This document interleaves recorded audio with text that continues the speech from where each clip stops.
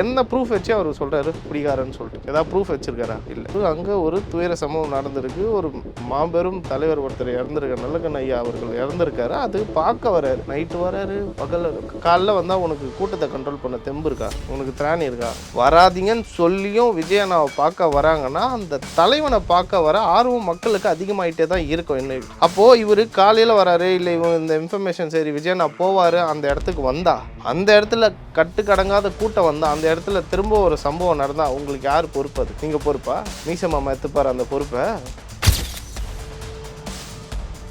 இங்கே விஜயன் இருக்கார், பொதுமக்கள் யாராவது ஒருத்தர் பரவி பார்த்துட்டு இங்கே விஜயன் உட்காந்து இருக்காருன்னு போய் சொல்லிட்டா அந்த இடத்துல கூட்டம் சேருமா சேராதா? கண்டிப்பாக கூட்டம் சேரும். அந்த இடத்துல கூட்டம் சேர்ந்தா அந்த இடத்துல ஒரு துயரமான விஷயம் நடந்துட்டு இருக்கு. அந்த இடத்துல கூட்டம் சேர்ந்து அதை விஜயண்ணா பார்க்கணும், விஜயண்ணாவை பார்க்கணுன்ற ஆர்வம் தான் இப்போ அதிகமாக இருக்குது மக்களுக்கு. உடனே அவ்வளோ பெரிய ஆளா, அவ்வளோ பெரிய ஆள் தான், அவரை பார்த்தா நீங்கள் நடுங்குறீங்க. உங்கள் கால்லாம் நடுங்கிறதுனால தான் ஷேர் ஓட்ட மாதிரி நீங்கள் கூட்டத்தை சேர்த்துக்கிட்டே இருக்கீங்க. உங்களுக்கு திராணி இருந்தால் தனித்து நிற்க சொல்லுங்க பார்க்கலாம்.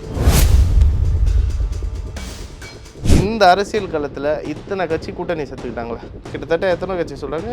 19 20 சம்திங் 20+ போயிட்டுருக்குன்னு நினைக்கிறேன். அவங்க தான் ஷேர் ஆட்டோ மாதிரி ஏற்றிட்டு இருக்காங்களே, அது தப்பில் ஏற்றுட்டு அவங்களோட விருப்பம், அவங்க கட்சி. ஒருத்தனுக்காக நீங்கள் இவ்வளோ பயந்து, ஒரு மனிதனுக்காக, அதாவது ஒரு நபர் ஒன் மேன் ஆர்மி மாதிரி அவர் ஒண்டியாக நிற்கிறார், நீங்கள் பயந்து எத்தனை பேரை சேர்க்குறீங்க? அப்போ அதை இன்னும் நம்ம சொல்லலாம். அப்போ உங்களுக்கு தானே பயம். நக்கீரன் கோபால்னாலே ஒரு ஃபயர் இருக்கும். அப்போல்லாம் நான் ஸ்கூல் டேஸில், என்னோடய ஸ்கூல் டேஸில் வீரப்பன் அந்த விஷயத்தெல்லாம் பார்க்கும்போது கம்பேர் பண்ணி பார்க்கும்போது நக்கீரன் இவ்வளோ தைரியமானவரா அப்படிலாம் நானே ஃபீல் பண்ணிடுறேன். ஆனால் கேவலம் ஒரு 200 ரூபாய்க்காக விலை போய் இன்றைக்கி ஒரு நபரை பற்றி பேசுறதுக்காக அவரோட கேரக்டர் அசாசினேட் பண்ணி அவரை எவ்வளோ தரக்குறைவாக பேசணும், வார்த்தைகளை தரக்குறைவாக கொடுத்து எங்களை தற்கொலைன்னு திட்டுற நீ தற்கொலையா நாங்கள் தற்கொலையா? உனக்கு ஒரு அரசியல் மாண்பே தெரியல. ஒரு தனி நபரை நம்ம இப்படி பேசக்கூடாதுன்ற ஒரு மாண்பு கூட தெரியாமல், அரசியல் மரியாதை தெரியாமல் அவன் இவனு பேசுகிற ஒரு நல்ல மனுஷன் எல்லாத்தையும் விட்டு நான் மக்களுக்காக நான் வரேன், மக்களின் குரலாக நான் நிற்பேன், நீ பண்ணுற அட்டகாசத்தையும் நான் கேட்பேன், நீ பண்ணுற ஒவ்வொரு ஊழலையும் நான் கொஸ்டின் பண்ணுவேன்னு கேட்கும்போது ஒருத்தர் நிற்கிறாருன்னா அப்போ நாங்கள் தான் சப்போர்ட் பண்ணுவோம். எங்களை நீ தற்கொலைன்னு ஒரு வார்த்தையை சொல்லிடுறல, அப்போ நீ ஒருத்தன் தமிழ்நாட்டே அழிச்சிட்டு இருக்கான், தமிழ்நாட்டே விற்கிறதுக்கு ரெடி ஆகிட்டு இருக்காங்க 2 கட்சிக்காரங்க சேர்ந்து. அப்போ எங்கள் ஒரு மக்களாக, பொதுமக்களாக நாங்கள் பார்க்கும்போது எங்களுக்கு எவ்வளோ கோவம் வரணும்? அப்போ நாங்கள் எவ்வளோ பேசணும்? நான் மரியாதை தானே பேசணும்.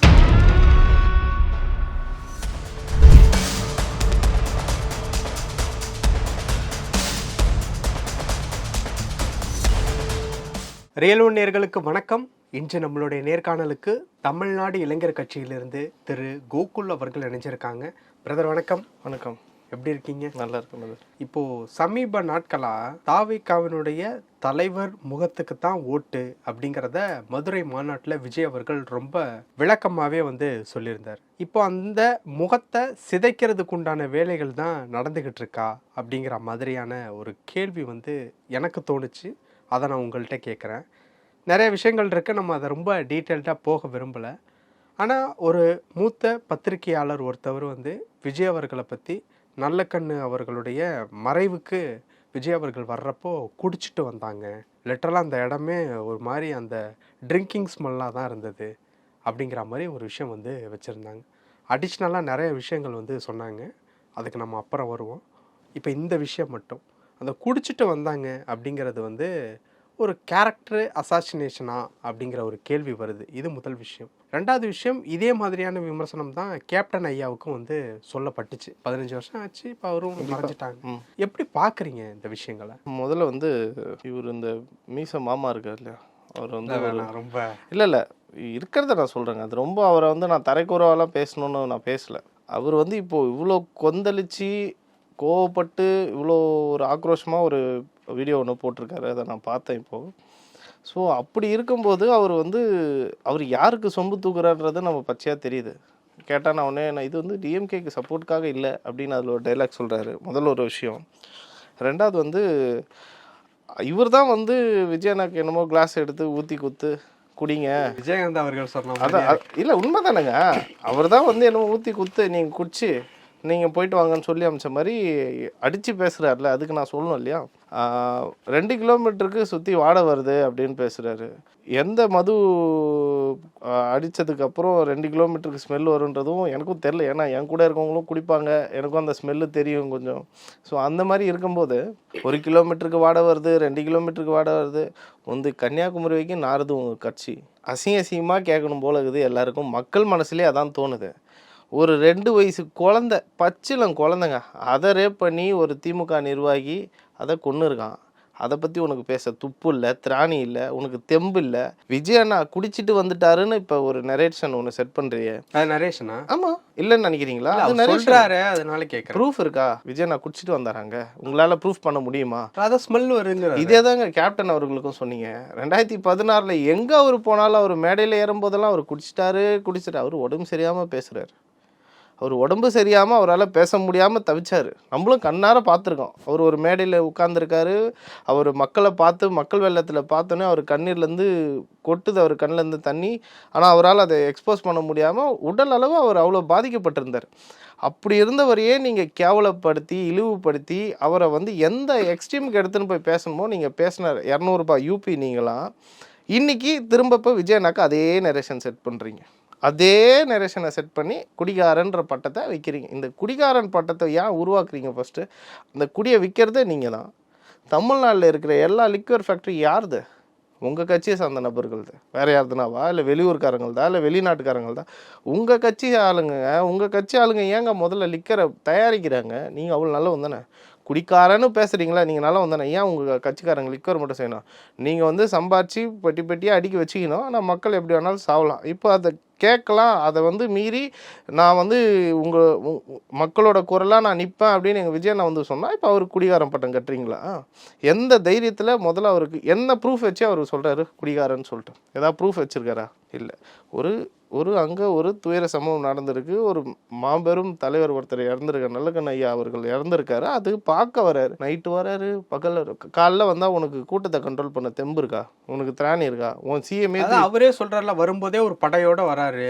அதையும் நைட்டு 12-11 மணிக்கு வரும்போதே அந்த படை விஜயண்ணா ஃபோன் பண்ணி வராதிங்கண்ணே. இது வரைக்கும் எந்த கூட்டத்துக்காவது விஜயண்ணா மாதிரி எந்த கட்சி தலைவராவது இது வரைக்கும் சொல்லியிருக்காங்களா?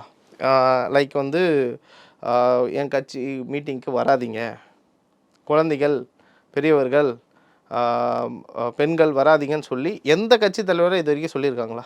தமிழ்நாட்டு வரலாற்றில் சொல்லியிருக்காங்களா? இல்லை, யாருமே இது வரைக்கும் சொன்னது.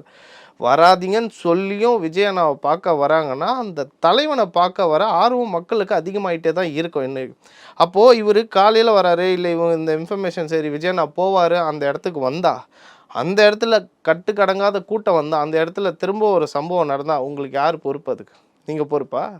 மீச மாமா எத்துப்பார் அந்த பொறுப்பை? எத்துப்பாரா? சொல்லுங்கள். எங்கள் அண்ணனை வர சொல்கிறோம், பகலில் வெளியே வர சொல்கிறோம். இவர் சொல்கிறாரு வரமாட்டுறாரு. பனையை உருட்டு வெளியே வந்தால் அவர் சுற்றி 20 கேமரா சுற்றுது. அவர் எங்கன்னா அவரோட பர்சனல் லைஃப் அவரால் வாழ முடியுதா? இப்போது அரசியலுக்கு வந்த இந்த 2 வருஷத்துக்கு அப்புறம் அவரால் வாழ முடிஞ்சுதா? என்னமோ பேசுகிறீங்க, குடிச்சிட்டு வந்தாருன்ட்டு. எப்படி பேசுகிறீங்க? எப்படி மீடியா இன்னும் உங்களை பார்க்காம இருக்கும்னு உங்களுக்கு தெரியுமா? இல்லை என்ன? இங்கே தமிழ்நாட்டில் 1000 பிரச்சனை ஓடிட்டுருக்கு. ஒரு மனுஷனை எந்த அளவுக்கு கேரக்டர் அசாசினேட்ஸ் பண்ணணுமோ அந்த அளவுக்கு பண்ணுறாங்க. இதுக்கு கேஸே கொடுக்கலாங்க. அந்த உரிமையில் பேசுனது கேரக்டர் அசாசினேட்ஸ்க்கு கேஸ் கொடுக்கலாம் தெரியுமா?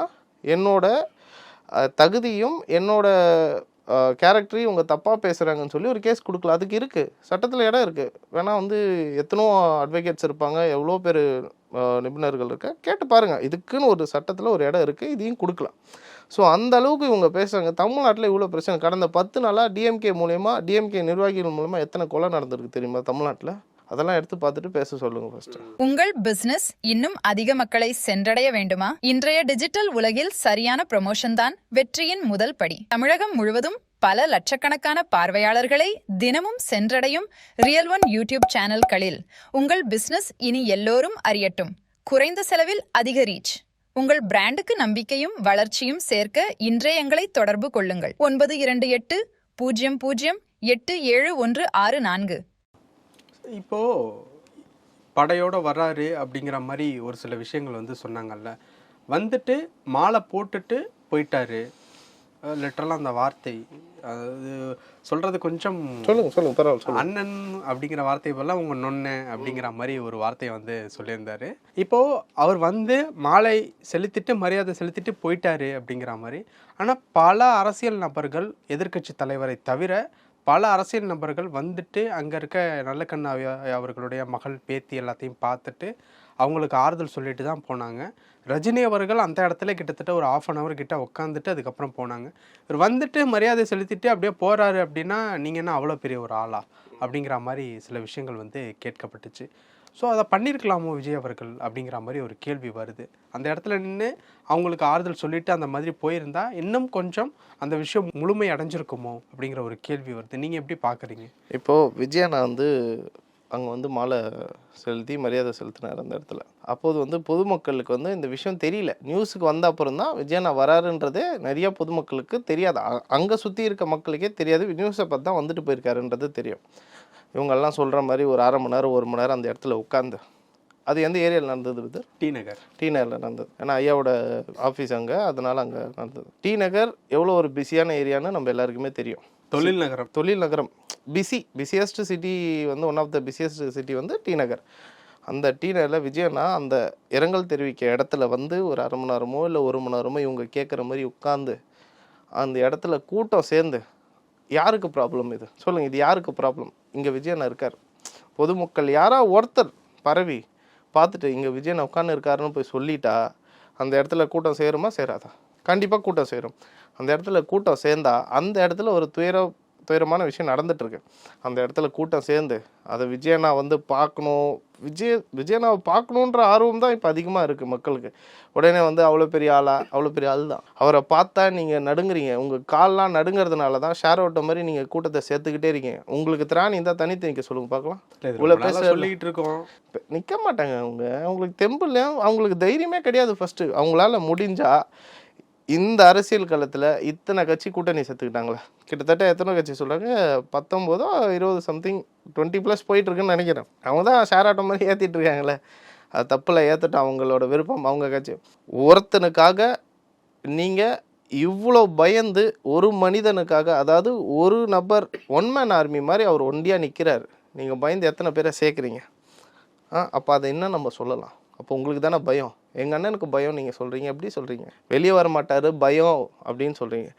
கரூர் ஸ்டாம்ப் ரேட் கோர்ட்டில் கேஸ் நடக்குது, சிபிஐ விசாரணையில் இருக்குது. அதை பற்றி பேசுறதுக்கு இவருக்கு என்ன தகுதி இருக்குது? முதல்ல இவர் போய் பார்த்தாரா? சிபிஐ அதான் கூடவே ஒரு விஷயம், கரூர் ஸ்டாம்ப் ரேட்ல இவர் போய் பார்த்தாரா? பாதிக்கப்பட்ட மக்கள் இவர் பார்த்தாரா? இல்லை, இனிமே அடிக்கிற அடியில் என்ன நடக்குது அப்படிங்கிறத மட்டும் பாருங்க அப்படிங்கிற மாதிரி ஒரு விஷயம் வந்து சொல்லியிருக்காரு. யார் இவர்? நக்கீரன் சொல்கிறீங்களா? அவர் தான் சொல்லிட்டலைங்க. அவர் வந்து 200 ரூபாய் வாங்கிட்டாரு. அவர் இன்னும் அதிகமாக பேசுவார். இதுக்கு இடையில வந்து 2-3 பேர் வந்து சைடு வீடியோ வேறு ஒன்று போடுறது.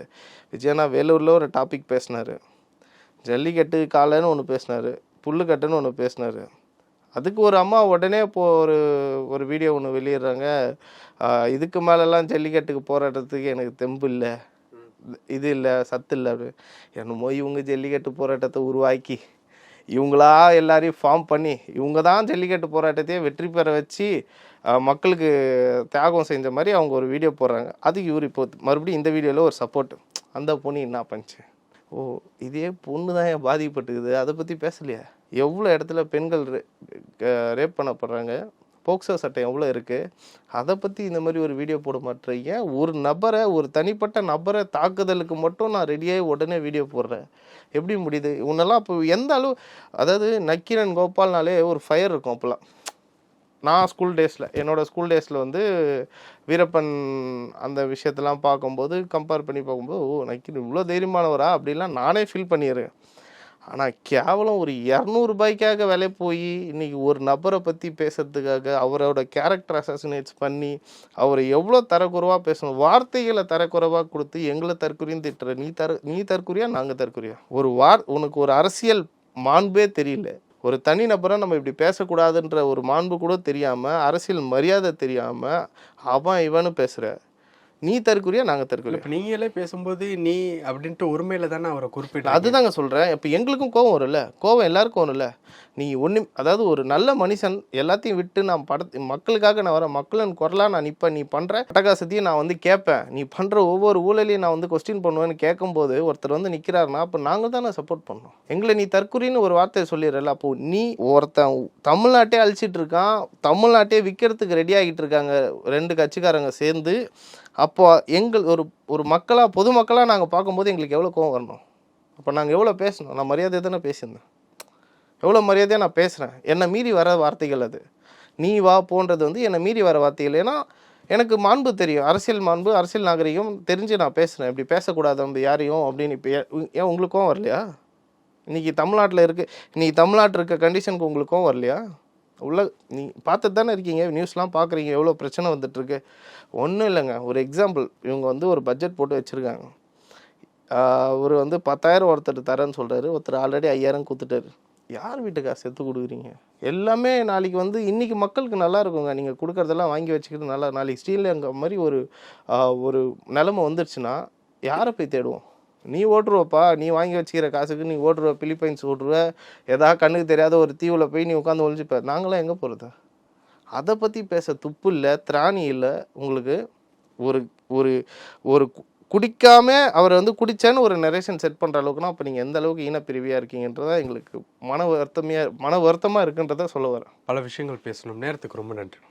உங்கள் பிசினஸ் இன்னும் அதிக மக்களை சென்றடைய வேண்டுமா? இன்றைய டிஜிட்டல் உலகில் சரியான ப்ரமோஷன் தான் வெற்றியின் முதல் படி. தமிழகம் முழுவதும் பல லட்சக்கணக்கான பார்வையாளர்களை தினமும் சென்றடையும் ரியல் ஒன் யூடியூப் சேனல்களில் உங்கள் பிசினஸ் இனி எல்லோரும் அறியட்டும். குறைந்த செலவில் அதிக ரீச். உங்கள் பிராண்டுக்கு நம்பிக்கையும் வளர்ச்சியும் சேர்க்க இன்றே எங்களை தொடர்பு கொள்ளுங்கள். 9280087164.